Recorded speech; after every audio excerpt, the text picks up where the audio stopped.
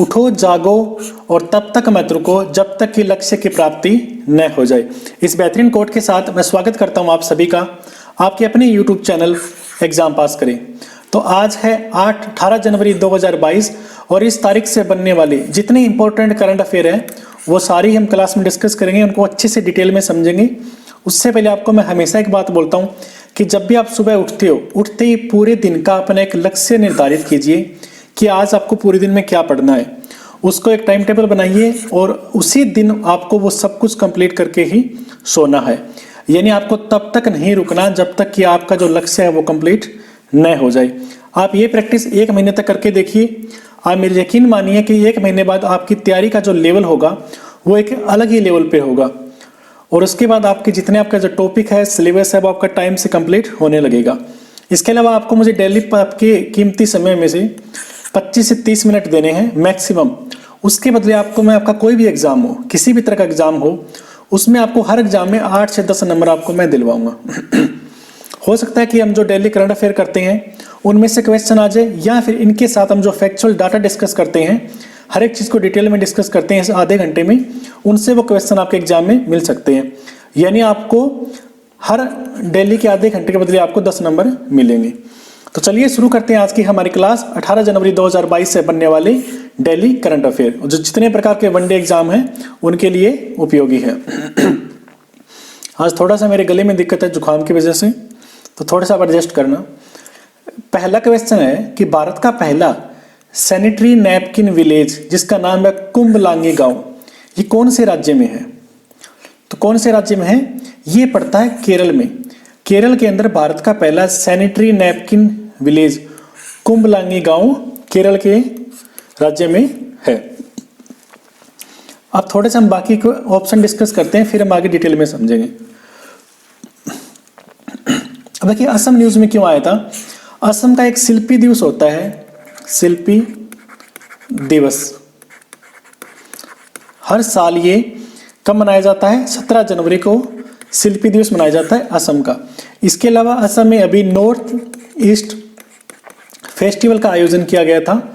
इसके अलावा असम में एक जो क्या बोलते हैं राष्ट्रीय स्वास्थ्य मिशन है जिसका नाम है निरामे, वो भी असम में लॉन्च हुआ था।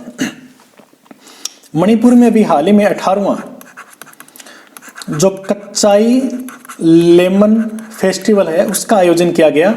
और बता दो कच्चाई लेमन को जीआई टैग प्राप्त है। आपसे एग्जाम में पूछ सकते हैं कि कच्चाई लेमन जिसे जीआई टैग प्राप्त है वो कौन से राज्य से संबंधित है, तो वो मणिपुर से है। मणिपुर के सीएम कौन है? तो एन बीरेन सिंह है। और यहाँ के राज्यपाल का कौन है? तो ला गणेशन है। गुजरात न्यूज में क्यों आया था कि गुजरात के एक जिला है नर्मदा, नर्मदा नदी भी है, नर्मदा जिला भी है। गुजरात के नर्मदा जिले में एक रेलवे स्टेशन था जिसका नाम था केवड़िया, केवड़िया रेलवे स्टेशन। अब इसका नाम चेंज कर दिया, इसका नाम है एकता नगर रेलवे स्टेशन। ये भी आपको ध्यान रखना है जो गुजरात राज्य में है। देखिए हमें पता है कि जो केरल है वो साक्षरता में नंबर 1 है। अब यहाँ का जो एक जिला है एर्नाकुलम, उसका गांव है कुंभलांगी गांव जो देश का पहला सैनिटरी नैपकिन मुक्त गांव बन गया है। यहाँ के राज्यपाल कौन है? तो आरिफ मोहम्मद खान है। और इसलिए इस गांव को आदर्श गांव भी घोषित किया है। और आपकी एक स्ट्रेटेजी का क्वेश्चन ये भी बनता है कि कुंभलांगी देश का पहला आदर्श पर्यटन गांव है। हमारे पूरे देश का पहला आदर्श पर्यटन गांव केरल के एर्नाकुलम जिले का कुंभलांगी गांव है। ये केरल की थोड़ी सी डिटेल है स्ट्रेटेजी के। केरल की राजधानी क्या? तो तिरुवनंतपुरम है। कब बना था? तो 1 नवंबर 1956 को बना था। टोटल यहाँ पर 14 जिले हैं। राज्यसभा की सीट 9 है, लोकसभा की सीट 20 है और विधानसभा की सीट 140 है। यहाँ की राजकीय भाषाएं मलयालम और तमिल है। अभी यहाँ के सीएम कौन है? तो पिनराई विजयन है और गवर्नर आरिफ मोहम्मद खान है। राज्य पेड़ यहाँ का नारियल है, राज्य फूल कनिकोना है, राज्य पक्षी ग्रेट हॉर्नबिल है और राज्य पशु हाथी है। बाकी जो मैंने लिखा है आप आराम से इसे पढ़ लीजिए, इनसे भी एग्जाम में क्वेश्चन आपके पक्के बनेंगे। और ये इनके टोटल 14 जिले हैं जो आपको मैंने भी बताया है। 15 से 18 साल की आयु के सभी बच्चों का टीकाकरण करने वाला कौन सा पहला राज्य या केंद्र शासित प्रदेश बना है? तो कौन बना है? तो वो बना है लक्षद्वीप, बना है देश का पहला। अब देखिए पुदुचेरी न्यूज में क्यों आया था कि पुदुचेरी में भी हाल ही में जो 25वां राष्ट्रीय युवा महोत्सव है उसका आयोजन यहाँ पर किया गया था। मैं बताया ना कि युवा दिवस हम हर साल 12 जनवरी को मनाते हैं स्वामी विवेकानंद जी के जन्मदिन पर, इसके लिए आपको ध्यान रखना है। मध्य प्रदेश न्यूज में क्यों आया था कि मध्य प्रदेश में जो खेलो इंडिया है 2023 इनका आयोजन यहाँ पर किया जाएगा। इसके अलावा मध्य प्रदेश में जो ऑनलाइन गेमिंग है, ऑनलाइन गेमिंग, उनके विनियम के लिए जो आगे एक एक्ट बनेगा तो वो भी मध्य प्रदेश से संबंधित है। इसके अलावा मध्य प्रदेश का एक क्षेत्र है मऊ, जहां पर हमारी इंडियन आर्मी ने क्वांटम प्रयोगशाला स्थापित की है। इसके अलावा एक स्थान है ग्वालियर, जहां पर जो विश्व तानसेन उत्सव है जिसका अभी 97वां संस्करण हुआ था जो 5 दिन चला था, वो मध्य प्रदेश के ग्वालियर में चला था। इसके अलावा लक्षद्वीप में और क्या हुआ था, भी न्यूज में आया था। यहाँ पर एक हमारा पड़ोसी देश है मालदीव। तो आपको पता है मालदीव एक बहुत ही टूरिस्ट प्लेस है, वहां पर लोग घूमने जाते हैं। तो मालदीव शैली के जो वाटर विला है वो लक्षद्वीप में स्थापित किए जाएंगे उनके जैसे, इसलिए भी ये न्यूज में आया था। अब देखिए हिमाचल प्रदेश न्यूज में क्यों आया था, अभी मैं बताता हूं। हिमाचल प्रदेश काफी चीजों को लेकर न्यूज में आया था। किस लिए? पहली इन्होंने 2021 की विजय हजारे ट्रॉफी जीती है तमिलनाडु को हराकर। दूसरा ये एलपीजी युक्त और धुआं मुक्त में प्रथम राज्य बना है। हमारे जो भारतीय तटरक्षक बल है उनके नए महानिदेशक बने हैं वीएस पठानिया, वो भी हिमाचल प्रदेश के हैं। हिमाचल प्रदेश का एक जिला है मंडी, जहां पर हमारे देश के प्रधानमंत्री माननीय मोदी जी ने सावरा कुड्डू जल विद्युत परियोजना का शुभारंभ वहां पर किया है। तो इतनी चीजें आपको इन अलग अलग स्टेट से जो कनेक्टेड है वो आपको याद रखनी है। अब देखिए लक्षद्वीप की जब बात करते हैं तो इसकी स्थापना हुई थी 1 नवंबर 1956 को।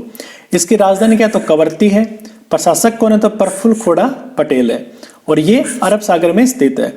किस द्वीप को प्रवाल द्वीप कहा जाता है तो लक्षद्वीप को कहा जाता है।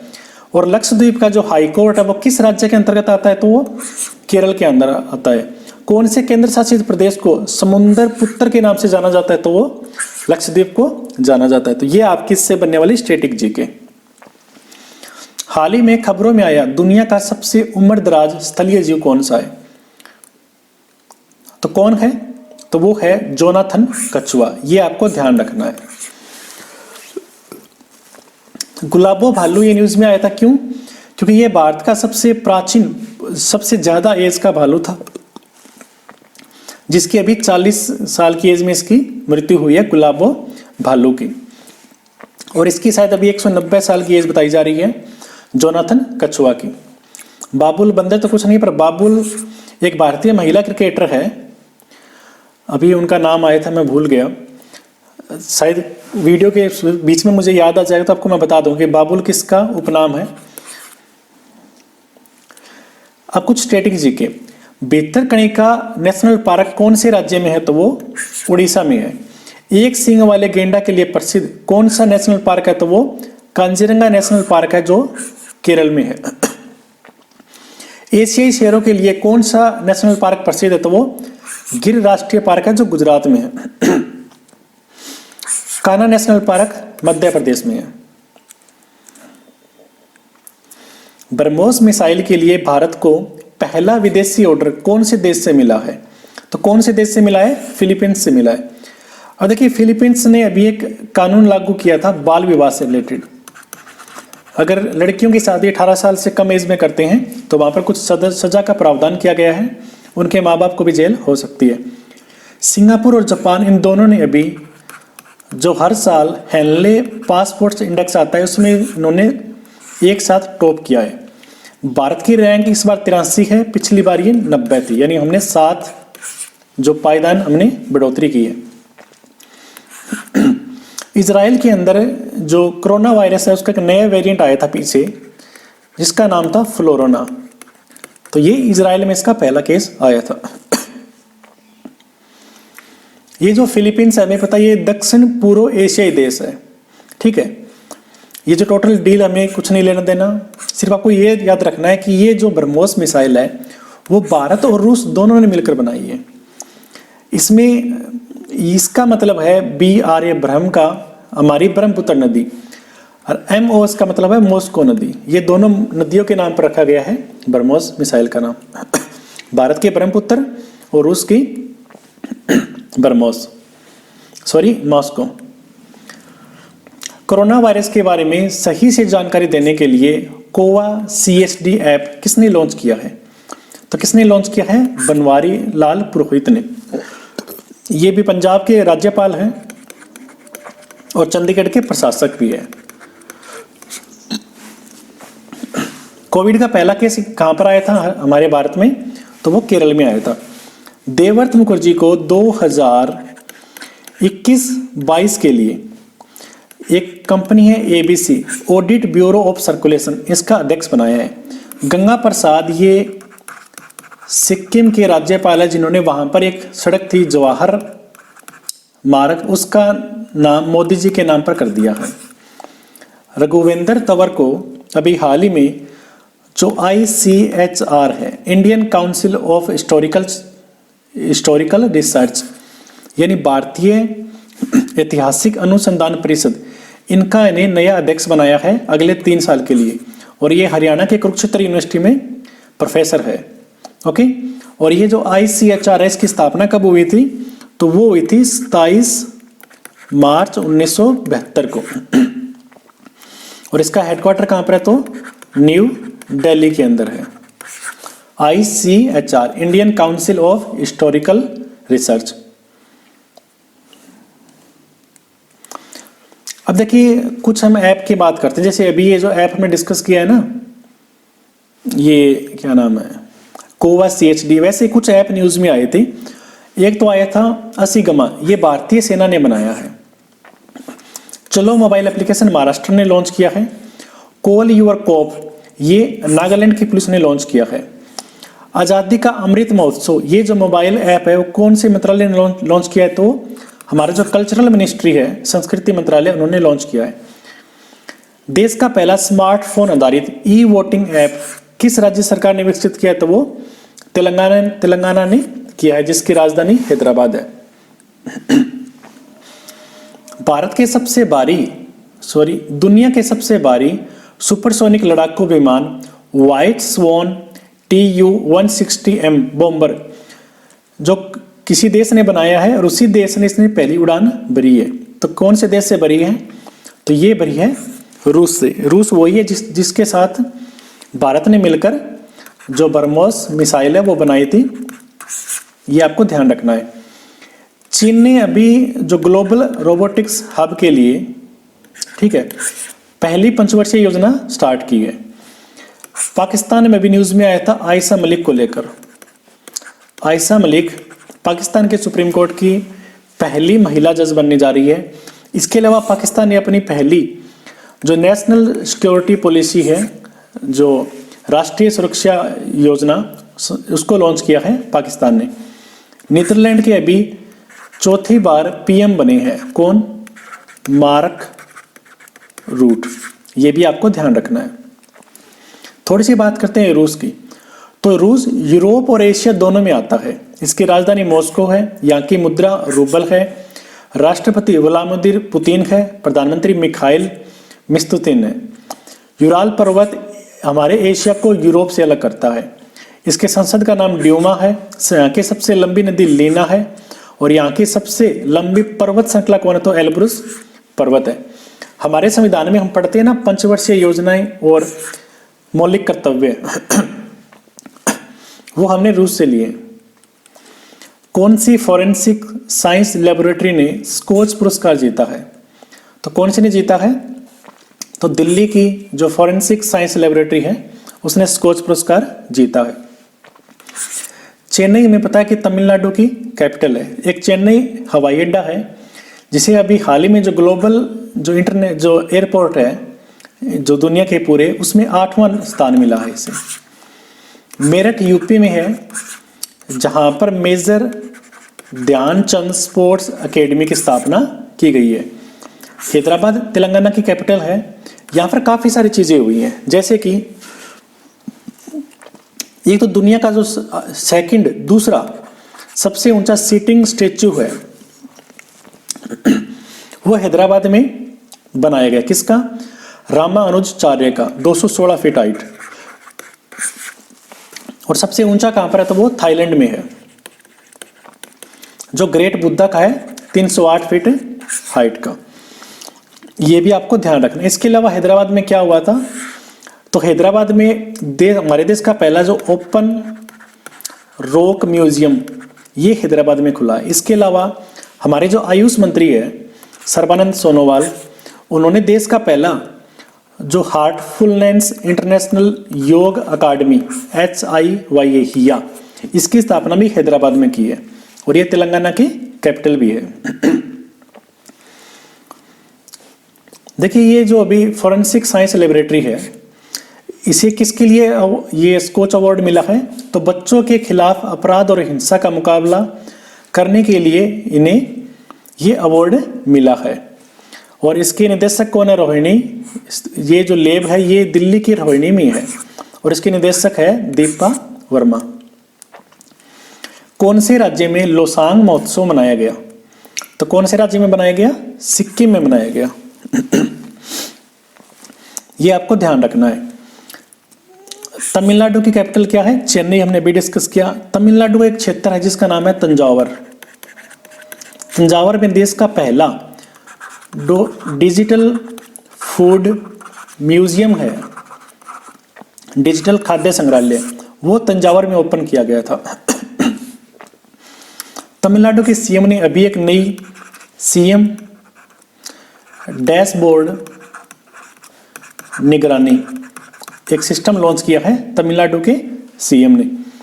यूपी तो काफी सारी चीजों को लेकर न्यूज में था। पहला यूपी का नया महासचिव बना है कौन? दुर्गा शंकर मिसर। इसके अलावा यूपी का हमने मेरिट डिस्कशन कर लिया, मेजर ध्यानचंद।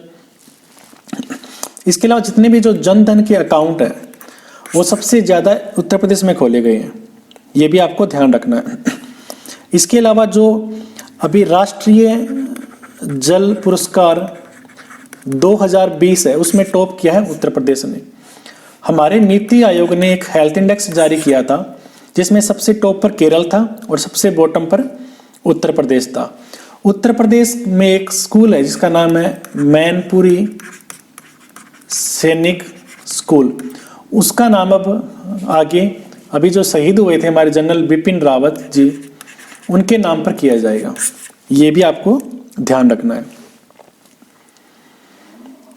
ये आप आराम से पढ़ सकते हो, कुछ स्टैटिक नॉलेज है यहाँ पर कि सिक्किम में और कौन कौन से त्यौहार मनाए जाते हैं, जैसे कि पांग, लहाबसोल, सोनम, लोगोछार, सागा दावा।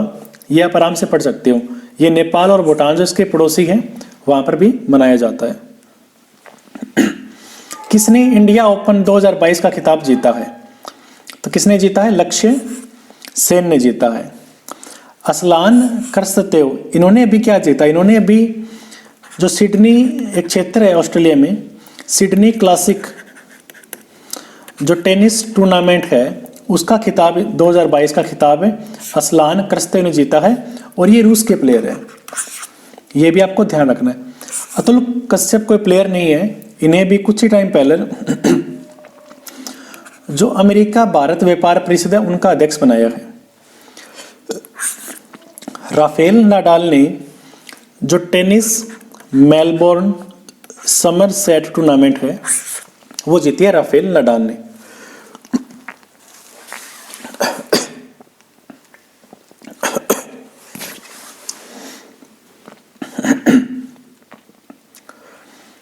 आज का हमारा अंतिम question, indomitable a working women's note, ये पुस्तक किसने लिखी है? तो किसने लिखी है? लिखी है अरुंधति भट्टाचार्य जी ने। जयंत घोष ने भी एक पुस्तक लिखी थी जिसका नाम था ममता बियॉन्ड 2021। अरूप राय चौधरी ने अपनी खुद की आत्मकथा लिखी थी, उसका नाम क्या था इनका? दी टर्नओवर विजार्ड। ये अरूप राय चौधरी की खुद की ऑटोबायोग्राफी है। तुषार कपूर ने लिखी थी बैचलर डैड, कुंवारा पिता। ठीक है, कुछ भी कर लीजिए। ये तुषार कपूर एक अभिनेता है जो पहले फिल्मों में आते थे। आपने गोलमाल मूवी में देखा हुआ, जिसमें इन्होंने एक क्या बोलते गूंगे जो बोल नहीं सकते, उनका रोल इन्होंने निभाया था। ये उस पुस्तक की फोटो है, आप देख लीजिए, जिसका नाम है indomitable a working women's notes on life work and leadership. तो ये अब तक के हमारे जनवरी के मंथ के जितने भी हमने इंपॉर्टेंट डे पढ़े हैं वो सारे हैं। मैं छोटा सा आपका रिवीजन करवाता हूँ कि 1 जनवरी को हम बनाते हैं ग्लोबल फैमिली डे, 3 जनवरी को फेस्टिवल ऑफ स्लीप डे, 4 जनवरी को विश्व ब्रेल दिवस, 5 जनवरी को विश्व पक्षी दिवस और 12 नवंबर को राष्ट्रीय पक्षी दिवस, 6 जनवरी को महाराष्ट्र का पत्रकार दिवस और विश्व युद्ध अनाथ दिवस, 7 जनवरी को रूस, यूक्रेन, इजराइल, ठीक है, बुल्गारिया, ये इसमें क्रिसमस डे मनाते हैं। 8 जनवरी को अर्थ रोटेशन डे और वर्ल्ड टाइपिंग डे, 9 जनवरी को प्रवासी भारतीय दिवस, 10 जनवरी को विश्व हिंदी दिवस और 12 सितंबर को राष्ट्रीय हिंदी दिवस मनाते हैं। 11 जनवरी को लाल बहादुर शास्त्री स्मृति दिवस, जिनकी डेथ हो गई थी 11 जनवरी 1966 को, और 1966 को बना था हरियाणा 1 नवंबर 1966 को। 12 जनवरी को राष्ट्रीय युवा दिवस, 15 जनवरी को भारतीय सेना दिवस और 16 जनवरी को अमेरिका में नेशनल नथिंग डे और भारत में नेशनल स्टार्टअप डे। 17 जनवरी को असम में शिल्पी दिवस। अभी बताइए, अभी मोदी जी ने घोषणा की थी कि हर साल दिसंबर के इस महीने को हम वीर बाल दिवस मनाएंगे, तो वो किस दिन मनाएंगे ये आपको कमेंट करना है। और जो बाल दिवस मनाते हैं हर साल 14 नवंबर को, आपको बताना है वीर बाल दिवस। और एक बताइए विश्व बाल दिवस कब मनाते हैं? मनाते नवंबर में ही है। ऑप्शन देता हूं आपको, 21 नवंबर, 20 नवंबर, 16 नवंबर, 18 नवंबर। तो ये थे हमारे 18 जनवरी से बनने वाले जितने इंपॉर्टेंट करंट अफेयर थे, वो हमने अच्छे से डिस्कशन किए। अगर आपको इसकी रिवीजन करनी है या आप इसको पीडीएफ चाहिए तो आप हमारा ब्लॉग है www.exampaskare.com, उसको विजिट कर सकते हैं और वहाँ पर आपको इसकी पीडीएफ मिल जाएगी। तो अगर आपको क्लास अच्छी लगी है तो वीडियो को लाइक करना और शेयर करना वीडियो को, और चैनल को भी सब्सक्राइब जरूर करना। तो कल मिलते हैं ठीक 6 बजे, तब तक के लिए ऑल द बेस्ट। जय हिंद, जय भारत।